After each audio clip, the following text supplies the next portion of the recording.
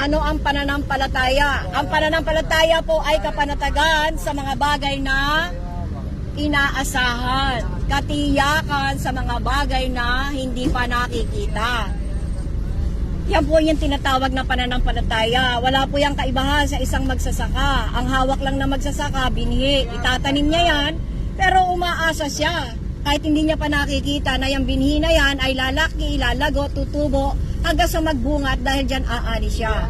Yan po ang pananampalataya. Ang pananampalataya po dapat i-focus kay Kristo Jesus na siyang gagawa, siyang lilikha ng kanyang sarili sa kaloob-looban ng buhay ng isang tao upang isang tao na may espiritu sa loob niya magkaroon ng buhay ang kanyang espiritu at magkaroon ng isang buhay na kaugnayan kay Kristo Jesus. Ngayon, saan galing ang pananampalataya? Tulad po ng narinig nyo kanina, ang pananampalataya mula sa langit ay ibinaba. Si Kristo Jesus po yan.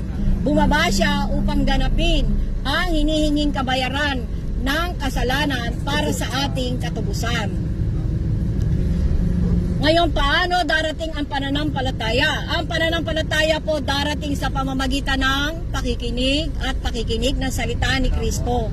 Wala pong ibang salita ang maaari nating mapakinggan sa ngalan ng salitang pananampalataya liban sa salita ni Kristo na maglalagay sa atin sa magandang kaugnayan sa Kanya at sa magandang kaugnayan sa ating mga pamilya at sa magandang kaugnayan sa Diyos Ama tungo sa buhay na walang hanggan.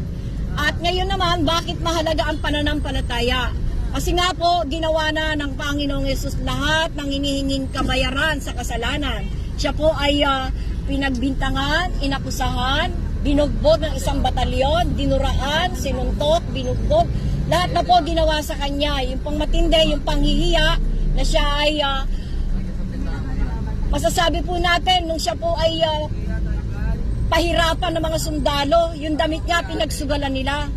At dahil dito, kung iisipin natin, ano ang naging kalagayan ng Panginoon habang siya ay nakapako sa krus? Ipinako at ang kanyang dugo ay umagos, nabuhos, hanggang sa ang kanyang dugo ay maubos. At dahil doon, sabi niya po, bago malagot ang kanyang hininga, it is finished. Naganap, natapos ng Panginoong Hesus ang hinihinging kabayaran sa ating mga kasalanan sa pamamagitan ng kanyang katawan. Dahil nga ang Diyos ay espiritu, hindi siya mamamatay, inihanda niya ang isang katawan sa pamamagitan ni Kristo Jesus. Nilikha ng isang kapangyarihan ng banal na espiritu. Hindi siya isinilang sa isang babaeng may asawa o sa isang babaeng balo. Siya ay isinilang sa pamamagitan